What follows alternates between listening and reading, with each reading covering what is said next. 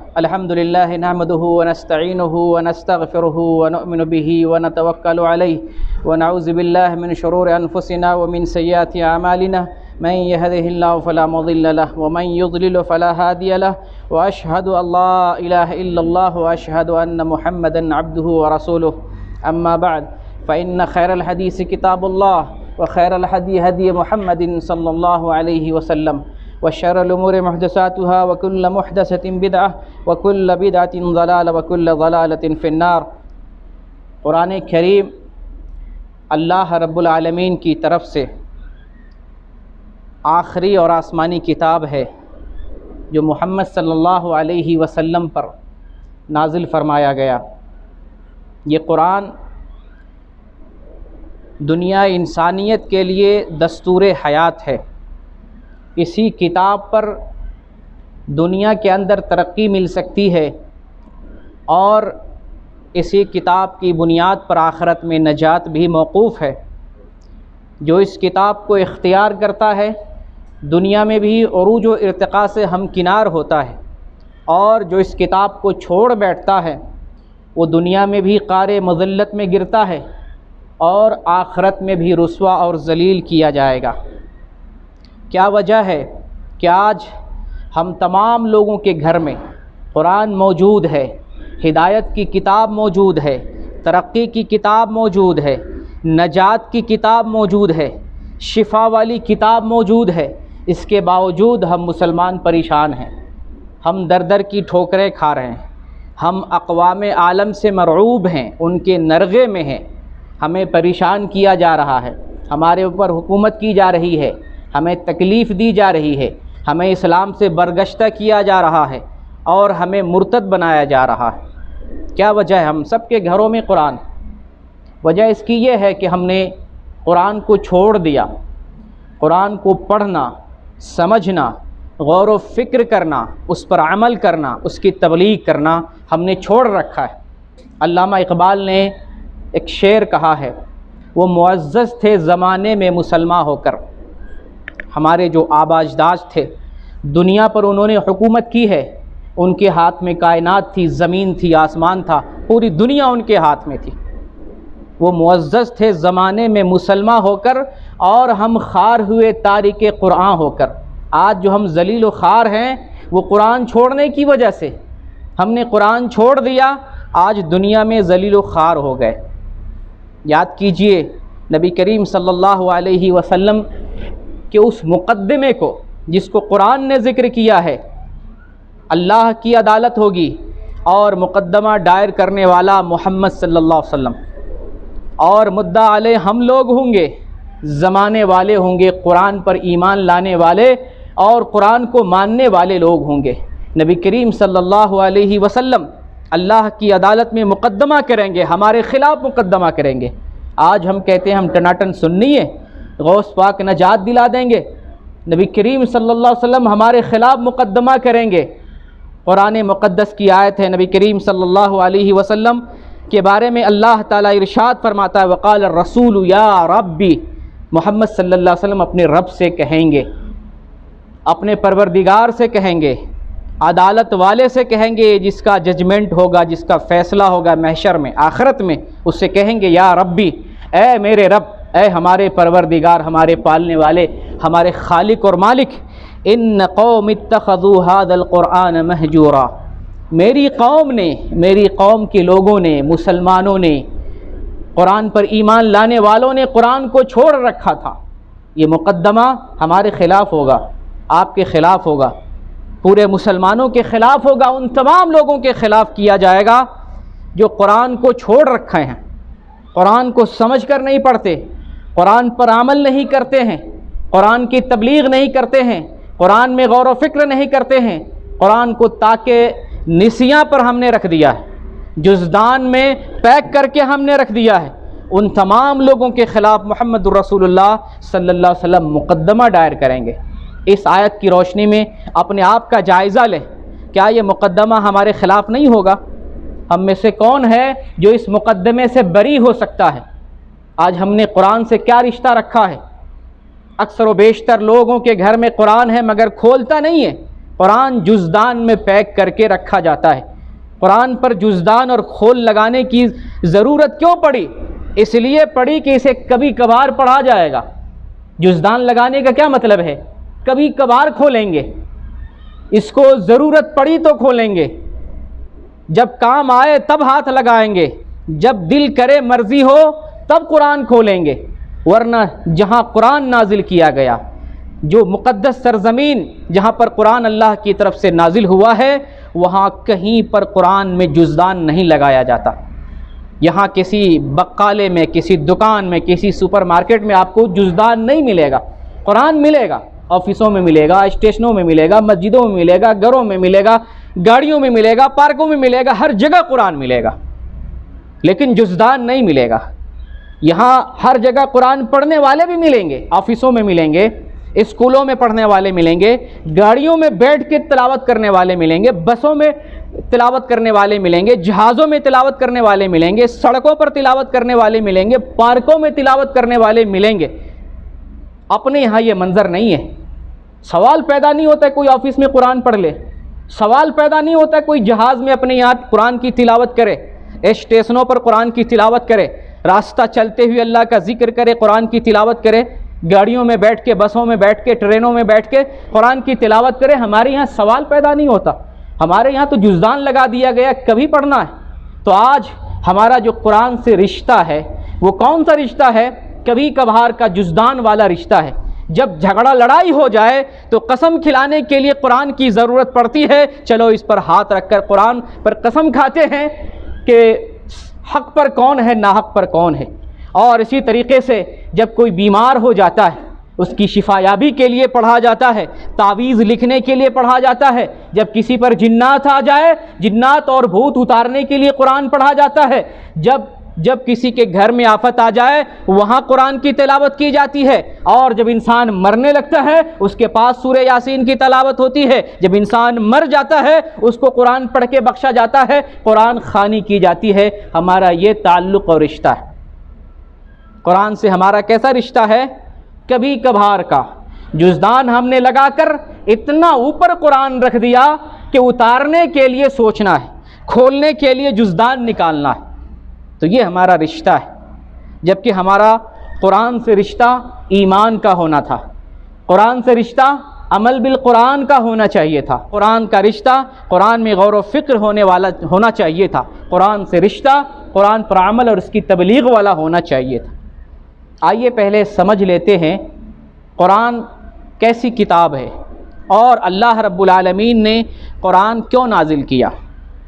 چنانچہ اللہ رب العالمین میں ارشاد فرماتا ہے، کتاب انزلناہ الیک مبارک لیدبروا آیاتہ ولیتذکر اولو الالباب۔ کتاب یعنی قرآن مقدس ہم نے آپ پر نازل کیا، اے محمد صلی اللہ علیہ وسلم آپ کی طرف ہم نے نازل کیا ہے۔ مبارکن، یہ برکت والی کتاب ہے۔ ہمارے گھر میں برکت ہے اور برکت تلاشتے ہیں سائنس میں، ٹیکنالوجی میں، ڈاکٹری میں، انجینئرنگ میں، خلاؤں میں، زمین کی تہوں میں، ڈالروں میں اور ریالوں میں تلاش کرتے ہیں برکت قرآن میں ہے، برکت اللہ کی کتاب میں ہے، مبارک کتاب ہے یہ بابرکت کتاب ہے۔ لیدبروا آیاتہ، تاکہ لوگ اس کتاب میں غور و فکر کریں۔ اللہ نے اس لیے نازل کیا برکت والی کتاب تاکہ لوگ اس کتاب میں غور و فکر کریں، سوچیں، سمجھیں، تفکر کریں۔ وَلِيَتَذَكَّرَ أُولُو الْأَلْبَابِ، اور عقل والے لوگ، سمجھ والے لوگ اس کتاب سے نصیحت حاصل کریں۔ اللہ نے قرآن کیوں نازل کیا؟ اس لیے کہ سمجھنے والے لوگ، عقل رکھنے والے لوگ، غور و فکر کرنے والے لوگ اللہ کی کتاب سے نصیحت حاصل کریں۔ اسی طریقے سے اللہ رب العالمین سورہ انعام آیت نمبر 155 میں ارشاد فرماتا ہے، وَهَذَا كِتَابٌ أَنزَلْنَاهُ مُبَارَكٌ فَاتَّبِعُوهُ وَاتَّقُوا لَعَلَّكُمْ تُرْحَمُونَ۔ یہ قرآن مقدس ہم نے جو نازل کیا ہے وہ بابرکت کتاب ہے، مبارک برکت والی کتاب ہے۔ فَاتَّبِعُوهُ، تم لوگ اس کتاب کی اتباع کرو، اس پر چلو، اس راستے کو اختیار کرو، اس کو اپنی زندگی میں نافذ کرو، اس کو اپنی زندگی کا دستور بنا لو، اس کتاب کی پیروی کرو۔ واتقوا لعلکم ترحمون، اور اللہ سے ڈرتے رہو تاکہ اللہ تعالیٰ تم پر رحم کرے۔ اسی طریقے سے اللہ رب العالمین سورہ نحل میں ارشاد فرماتا ہے وَأَنزَلْنَا إِلَيْكَ الذِّكْرَ لِتُبَيِّنَ لِلنَّاسِ مَا نُزِّلَ إِلَيْهِمْ وَلَعَلَّهُمْ يَتَفَكَّرُونَ، اے نبی ہم نے آپ کی طرف ذکر نازل کیا ہے، آپ پر قرآن نازل کیا ہے، لِتُبَيِّنَ لِلنَّاسِ مَا نُزِّلَ إِلَيْهِمْ، تاکہ آپ قرآن مجید کو امت پر، لوگوں پر کھول کھول کر بیان کریں۔ اللہ نے نبی صلی اللہ علیہ وسلم پر قرآن اس لیے نازل کیا تاکہ قرآن کے معنی اور مفاہیم کو امت کو بتائے، امت کو سمجھائے، اور امت اس بات کو سمجھے، اس میں غور کرے، اس پر چلے اور اس پر عمل کرے۔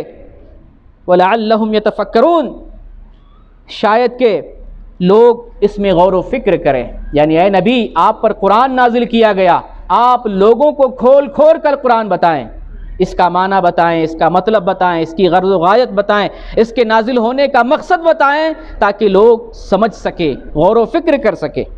اسی طرح اللہ رب العالمین نے خصوصیت کے ساتھ اپنے پیغمبر محمد صلی اللہ علیہ وسلم کو بتایا اتبع ما اوحی الیک من ربک، اے نبی آپ بھی پیروی کریں، اتبع ما اوحی الیک من ربک، آپ کے رب کی طرف سے جو وحی کی جاتی ہے، جو قرآن نازل کیا جاتا ہے، آپ بھی اس کی اتباع کریں۔ جب محمد صلی اللہ علیہ وسلم بھی اپنی طرف سے کوئی راستہ اختیار نہیں کر سکتے ہیں، محمد صلی اللہ علیہ وسلم پر بھی یہ پابندی اور ذمہ داری ہے کہ آپ قرآن کی اتباع کریں، آپ وحی کی اتباع کریں گے، قرآن پر عمل کریں گے تو ہمارے لیے کتنا ضروری ہے۔ دراصل اللہ رب العالمین نے محمد صلی اللہ علیہ وسلم کو یہ بات بتا کر امت کو یہ تعلیم دینا چاہ رہے ہیں کہ امت بھی آپ کی پیروی کرے، جس طریقے سے آپ قرآن کی اتباع کرتے ہیں، وحی کی اتباع کرتے ہیں، آپ کی امت بھی وحی کی اتباع کرے۔ لا الہ الا ہو، اور عبادت کے لائق سوائے اللہ کے کوئی نہیں ہے۔ وَأَعْرِضْ عَنِ الْمُشْرِكِينَ، اور آپ مشرکوں سے اعراض کریں۔ اسی طریقے سے اللہ رب العالمین سورہ بقرہ آیت نمبر 185 میں ارشاد فرماتا ہے شہر رمضان الذی انزل فیہ القرآن ھدی للناس، کہ یہ قرآن اللہ کی کتاب، مبارک کتاب، بابرکت کتاب، رمضان مقدس میں، رمضان المبارک میں، شب قدر میں نازل کی گئی ہے، اور یہ کتاب لوگوں کے لیے ہدایت کا ذریعہ ہے۔ یہ جو چند آیتیں ابھی میں نے تلاوت کی ہے، ان آیتوں سے قرآن کے نزول کا مقصد معلوم ہوتا ہے کہ یہ کتاب اللہ کی طرف سے ہے، من جانب اللہ ہے، یہ انسانی کلام نہیں ہے، اس میں انسان کا کوئی ارادہ اور دخل نہیں ہے، اللہ تعالیٰ نے نازل کیا ہے اور اس میں کوئی شک نہیں ہے، محمد صلی اللہ علیہ وسلم پر نازل کیا ہے۔ یہ برکت والی کتاب ہے، یہ اتباع والی کتاب ہے، یہ کتاب وہ ہے جس میں غور کرنا چاہیے، یہ کتاب وہ ہے جس کی تعلیم حاصل کرنا چاہیے، یہ کتاب وہ ہے جس پر عمل کرنا چاہیے اور جس کی تبلیغ کرنا چاہیے۔ یہی وجہ ہے کہ علماء کرام نے قرآن و حدیث کی روشنی میں قرآن کے 5 حقوق ہمارے اوپر بیان کیے ہیں، ہم سب پر قرآن کے 5 حقوق ہیں جنہیں ادا کرنے والا دنیا میں کامیاب ہوگا، آخرت میں بھی کامیاب ہوگا، اور نبی کریم صلی اللہ علیہ وسلم جو مقدمہ دائر کریں گے اس سے ہم بچ سکیں گے، بری ہو جائیں گے۔ وہ 5 حقوق کیا ہیں؟ پہلا حق ہے قرآن پر ہم ایمان لائیں کہ یہ منزل من اللہ ہے، شیعوں کی طرح نہیں ہے کہ اس میں خلفاء نے ملاوٹ کر دی ہے، انسانوں نے اس میں دہشت گردی کی آیتیں مکس کر دی ہیں، نعوذ باللہ، یہ شک کرنے والا دائرہ اسلام سے خارج ہے۔ ہم پورے قرآن پر ایمان لاتے ہیں، الحمدللہ رب العالمین سے لے کر سورہ ناس تک اللہ رب العالمین کی طرف سے ہے، ایک ایک آیت، حرف حرف اس کے اندر سچائی ہے، اس پر ایمان لاتے ہیں اور ساتھ ساتھ اس کتاب کی تصدیق کرتے ہیں، یہ کتاب حق ہے، منزل من اللہ، اس پر ایمان ہونا چاہیے۔ اور آپ کو ایک دلیل بتاؤں، جب قبر میں لوگ دفن کر دیے جاتے ہیں، مومن کو دفن کیا جائے گا، فرشتے سوال کریں گے، 3 سوال ہوتا ہے، تمہارا رب کون ہے، تمہارا دین کیا ہے، تمہارے نبی کون ہیں۔ مومن سے ایک 4تھا سوال بھی کیا جائے گا جو شاید آپ میں سے کسی کو معلوم نہ ہو۔ مومن سے 4تھا سوال کیا جائے گا، تمہیں کیسے معلوم تیرا رب اللہ ہے، تمہیں کیسے معلوم تیرا دین اسلام ہے، تمہیں کیسے معلوم تمہارے پیغمبر، تمہارے رسول محمد صلی اللہ علیہ وسلم ہے۔ مومن جواب دے گا، میں نے کتاب پڑھی، یہ ابو داؤد کی حدیث ہے، 4753 نمبر کی صحیح حدیث ہے۔ فرشتے کہیں گے وما یدریک، تمہیں کیسے معلوم، تم نے جو جواب دیا ابھی پھٹافٹ جواب دے دیا میرے سوالوں کا، تمہیں کیسے پتہ چل گیا؟ تو مومن جواب دے گا قبر میں، فرشتے کو جواب دے گا قرأت کتاب اللہ فآمنت بہ وصدقت، میں نے اللہ کی کتاب پڑھی، اس پر ایمان لایا، اس کتاب کی تصدیق کی۔ آج اگر قرآن مقدس کی تلاوت کرتے ہیں، سمجھ کر پڑھتے ہیں، اس کتاب کی تصدیق کرتے ہیں، اس پر ایمان لاتے ہیں، قبر میں نجات پا جائیں گے انشاءاللہ، ایمان والوں میں سے ہوں گے۔ اس کتاب کی تصدیق آپ کیسے کریں گے؟ یہ کتاب حق ہے اور منزل من اللہ ہے، اس کی تصدیق کیسے کریں گے بغیر سمجھے؟ قرآن پڑھتے جائیں الحمدللہ رب العالمین الرحمن الرحیم مالک یوم الدین، اس کا معنی مفہوم کچھ پتہ نہیں ہے، قرآن کی تصدیق کر پائیں گے منزل من اللہ ہے؟ نہیں کر پائیں گے۔ قرآن کو سمجھ کر پڑھنا ہے، قرآن کو معنی اور مطلب کے ساتھ پڑھنا ہے، قرآن کو تفہیم کے ساتھ پڑھنا ہے، قرآن کو تفسیر کے ساتھ پڑھنا ہے، تب جا کر مجھے معلوم ہوگا کہ یہ کتاب حق ہے اور اللہ کی طرف سے اس کی ہم تصدیق کرتے ہیں۔ یہ قرآن کا پہلا حق ہے، قرآن پر ایمان لانا۔ قرآن کا دوسرا حق یہ ہے کہ ہم قرآن کی تلاوت کریں، قرآن کی تلاوت میں ثواب ہے۔ آج مسلمان یہ حق ادا کر رہے ہیں، کچھ مسلمان یہ حق ادا کرتے ہیں مگر قرآن کے اور دیگر حقوق ہیں اس کو ادا نہیں کرتے ہیں، صرف قرآن کی تلاوت کو عادت بنا لیا ہے، سمجھتے نہیں ہیں۔ تعجب کی بات ہے، ایک حافظ قرآن بچپن میں 10 سال میں 5 سال میں 6 سال میں حافظ قرآن بن جاتا ہے، ساری عمر قرآن کے ساتھ جیتا ہے مگر سمجھتا نہیں ہے تعجب کی بات۔ ساری عمر قرآن کے ساتھ جیتا ہے، ساری عمر قرآن پڑھتا ہے، ساری عمر تلاوت کرتا ہے مگر سمجھتا نہیں ہے، بڑے تعجب کی بات ہے۔ آج آپ سعودی عرب میں ہیں، اگر آپ گھر چلے جاتے ہیں، کوئی سعودی دوست، آپ کا کفیل، آپ کا مالک، آپ کا مینیجر عربی میں خط بھیجتا ہے، آپ عربی نہیں جانتے ہیں، عربی پڑھ لیتے ہیں معنی مطلب نہیں جانتے، خط بھیجتا ہے، کھول کے پڑھتے ہیں کیا کیا لکھا گیا، پڑھ لیتے ہیں، جیب میں رکھ لیتے ہیں، آپ کو پتہ ہی نہیں ہے میرے دوست نے کیا لکھا۔ دنیا کا بیوقوف آپ ہوں گے، پڑھ لیں گے جیب میں رکھ لیں گے، سعودی دوست نے کیا خط لکھا پڑھ لیں گے جیب میں رکھ لیں گے، اور ایسا کوئی بیوقوف نہیں کرے گا، سمجھنے کی کوشش کرے گا سعودی والے نے کیا لکھا ہے، سعودی والے نے، کفیل نے، مالک نے، ذمہ دار نے میں کیا پیغام دیا ہے، کیا لکھ رہا ہے اس میں۔ اس کفیل سے بڑا ہمارا مالک، پیدا کرنے والا، پالنہار ہمیں پیغام دے رہا ہے، ہمیں میسج دے رہا ہے، ہمیں خط لکھ رہا ہے، وحی بھیج رہا ہے، رسالت بھیج رہا ہے، پڑھو اس کو، سمجھو اس کو، سمجھنے کی کوشش نہیں کرتے۔ دنیا کے لیے ہم اتنے چالاک ہیں، زیرک ہیں، سمجھدار ہیں مگر اللہ کے معاملے میں اللہ کو پیغام کو سمجھنے کی ہم کوشش نہیں کرتے ہیں۔ تو آج دنیا میں تھوڑے لوگ قرآن پڑھتے ہیں مگر ناسمجھی کے ساتھ۔ قرآن اس لیے نہیں آیا ہے کہ صرف آپ تلاوت کریں، تلاوت کا ثواب ملے گا، بلا شبہ ثواب ملے گا، مگر صرف تلاوت کے لیے قرآن نہیں ہے۔ قرآن آیا ہے سمجھنے کے لیے، سمجھانے کے لیے، عمل کرنے کے لیے، دستور ہے۔ یہ ہدایت کی کتاب، ہدایت کیسے ملے گی؟ تلاوت سے یا سمجھنے سے؟ ہدایت کی کتاب ہے تو ہمیں اس کو سمجھ کر پڑھنے سے ہدایت ملے گی۔ یہ قرآن کا دوسرا حق ہے، قرآن کی تلاوت کرنا۔ اور قرآن کا تیسرا حق ہے کہ ہم قرآن پر عمل کریں۔ قرآن جو پڑھتے ہیں، سمجھ کر پڑھتے ہیں، اس قرآن کو ہم عملی زندگی میں نافذ کریں، قرآن کو اپنا دستور زندگی بنائیں، دستور حیات بنائیں، اپنے گھر میں نافذ کریں، اپنے سماج میں نافذ کریں، دنیا میں نافذ کریں، اپنی زندگی میں نافذ کریں۔ قرآن آیا ہے سمجھ کر پڑھنے اور اس پر عمل کرنے کے لیے، جیسے کہ میں نے کئی ساری آیتیں ابھی پڑھی تھی، اور ایک حدیث آپ کو بتاؤں جو صحیح الترغیب کی روایت ہے، 1434 نمبر کی، نبی کریم صلی اللہ علیہ وسلم ارشاد فرماتے ہیں من قرأ القرآن وتعلمہ وعمل بہ، کہ جو شخص قرآن پڑھتا ہے اور قرآن سیکھتا ہے، قرآن پر عمل کرتا ہے، البس والداہ یوم القیامہ تاجا من نور، تو اس کے والدین کو قیامت میں نور کا تاج پہنایا جائے گا۔ وہ جو قرآن پڑھتا ہے، قرآن سیکھتا ہے، قرآن پر عمل کرتا ہے، ایسے آدمی کو کہ والدین کو نور کا تاج پہنایا جائے گا۔ ہمارے سماج میں لوگوں کا یہ منشا ہے اور لوگوں میں یہ بات مشہور ہے کہ ایک آدمی اگر حافظ قرآن ہو جائے گھر کے 10 لوگوں کو جنت میں لے جائے گا۔ یہ حدیث ضعیف ہے، شعب الایمان میں یہ روایت موجود ہے، اور جو ہے اس روایت کو ضعیف قرار دیا ہے، شیخ البانی نے بھی ضعیف قرار دیا ہے، اور امام بہقی جو شعب الایمان کے رائٹر ہیں انہوں نے کہا یہ ضعیف ہے، یہ حدیث ترمذی میں ہے، امام ترمذی نے کہا یہ حدیث ضعیف ہے، شیخ البانی نے بھی اس حدیث کو ضعیف قرار دیا ہے۔ تو والدین اس خوش فہمی میں اپنے بیٹے کو حافظ قرآن بناتے ہیں 10 لوگ گھر سے جنت میں جائیں گے، یہ فضیلت ان کے لیے نہیں ہے۔ بلا شبہ قرآن پڑھنے، سمجھنے، عمل کرنے کی فضیلت ہے، مگر حدیث میں صاحب قرآن کا لفظ آیا ہے، صاحب قرآن، قاری قرآن، حافظ قرآن نہیں ہے۔ حافظ قرآن حدیث میں نہیں ہے، فضیلت جو آئی ہے وہ فضیلت کس کے لیے ہے؟ قاری قرآن اور صاحب قرآن۔ صاحب قرآن اور قاری قرآن کہتے ہیں جو قرآن کو سمجھ کر پڑھتا ہے، اس پر عمل کرتا ہے، اس کی تبلیغ کرتا ہے اور اس میں غور و فکر کرتا ہے، اسے کہتے ہیں صاحب قرآن۔ ان لوگوں کے لیے وہ فضیلت آئی ہے، جنت میں اللہ کہے گا چڑھو، قرآن کی تلاوت کرتے جاؤ اور جنت کی سیڑھیاں چڑھتے جاؤ۔ یہ کس کے لیے ہے؟ حافظ قرآن کے لیے نہیں ہے، عامل قرآن کے لیے، جو قرآن پر عمل کرتا ہے، سمجھتا ہے، تبلیغ کرتا ہے، دنیا میں پھیلاتا ہے۔ تو ہمارے سماج میں جو غلط فہمی ہے اس کو دور کرنے کی کوشش کرنی چاہیے۔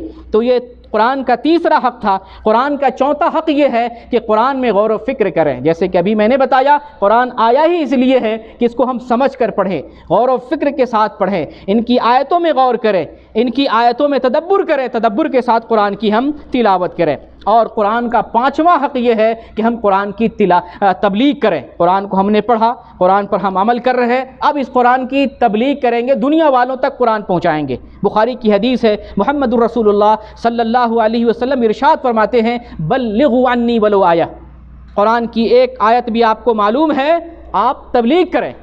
ایک بات بھی قرآن کی معلوم ہو گئی، وہ آیت کون سی؟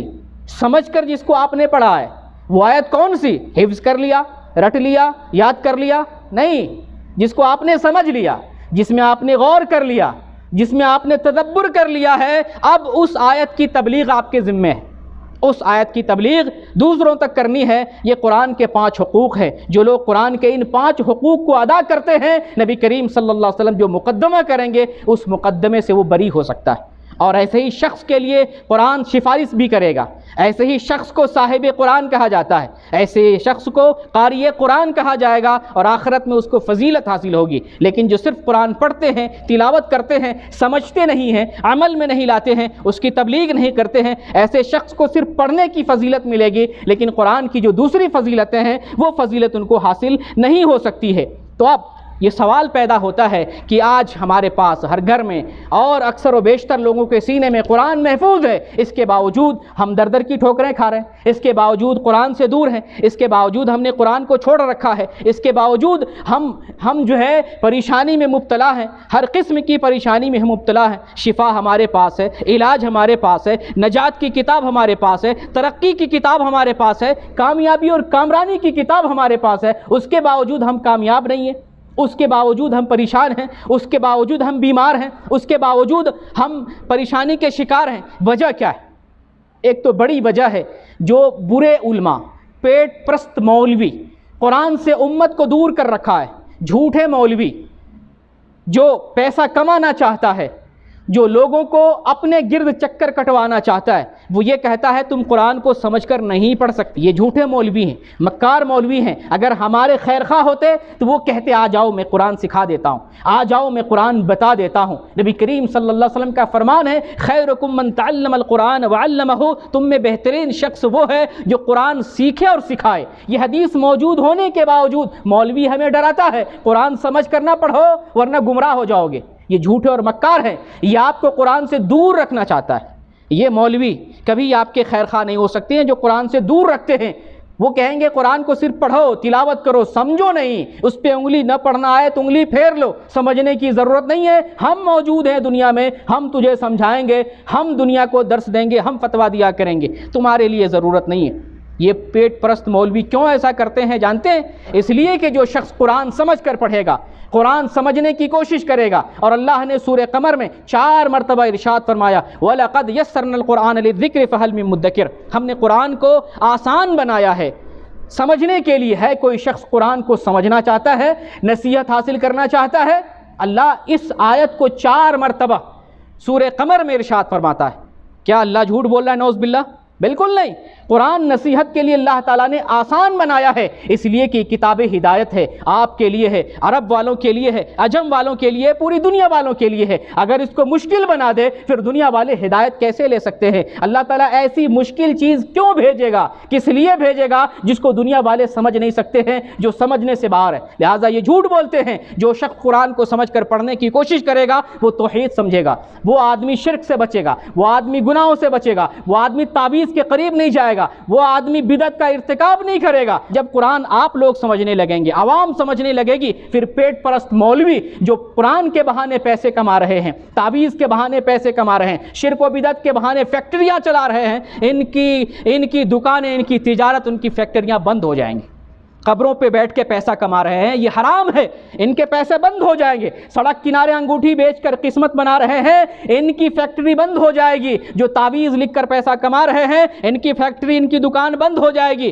جو مسلک کے نام پر، جو ہے برادری کے نام پر، جو تقلید کے نام پر، جو بزرگوں کے نام پر دکان چلائے بیٹھے ہیں، ان سب کی دکان بند ہو جائے گی، کیونکہ آپ قرآن پڑھنا سیکھ جائیں گے، قرآن سمجھنا سیکھ جائیں گے، اللہ سے قریب ہو جائیں گے، خالص ایک اللہ کی بندگی کرنے لگ جائیں گے۔ اب آپ شرک سے دور ہو جائیں گے تو پھر شرک کرنے والے آپ کو گمراہ نہیں کر سکیں گے۔ یہی وجہ ہے کہ آپ کو دور رکھا جاتا ہے، قرآن نہ سمجھو، قرآن سمجھنے کی کوشش کرو گے گمراہ ہو جاؤ گے۔ یہ جھوٹے اور مکار ہیں، ہمارے خیر خواہ نہیں ہیں۔ لہٰذا میرے بھائی، میں آپ کو پیغام دینا چاہتا ہوں، یہ قرآن کتاب ہدایت ہے، نجات کی کتاب ہے، پڑھنے والی کتاب ہے، سمجھنے والی کتاب ہے، عمل کرنے والی کتاب ہے۔ اس کتاب کو ہمیں سمجھ کر پوری زندگی میں ایک مرتبہ، دو مرتبہ، جتنی مرتبہ قرآن کو ختم کریں گے انشاءاللہ اتنی ہی ہدایت ملے گی اور اتنا ہی فائدہ ہوگا۔ اور سب سے بڑا فائدہ یہ ہوگا کہ رسول اللہ صلی اللہ علیہ وسلم کا جو مقدمہ ہوگا اللہ کی عدالت میں، اس مقدمے سے ہم نکل سکتے ہیں، بری ہو سکتے ہیں، اس مقدمے میں پاس ہو سکتے ہیں۔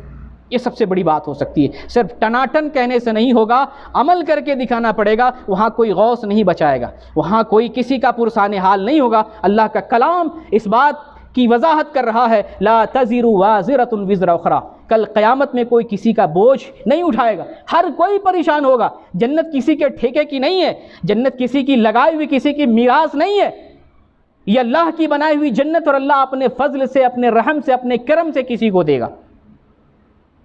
تو وہاں کوئی کسی کا کام نہیں آئے گا۔ اس لیے ضرورت اس بات کی ہے کہ ہم قرآن کو سمجھ کر پڑھیں اور قرآن پر عمل کریں، قرآن کی تبلیغ کریں، قرآن میں غور و فکر کریں۔ اللہ تعالیٰ سے دعا ہے بار الہ ہمارے سینوں کو قرآن کو سمجھنے کے لیے کھول دے، بار الہ ہمارے دلوں میں جو کدورت ہے اس کو دور فرما دے، دین کو سمجھنے کے لیے جو مشکلیں ہیں اللہ ان مشکلوں کو ہمارے لیے آسان بنا دے، بار الہ اس دین پر چلنا ہمارے لیے آسان بنا دے، اور توحید کو ہمارے سینے میں جاگزی کر دے۔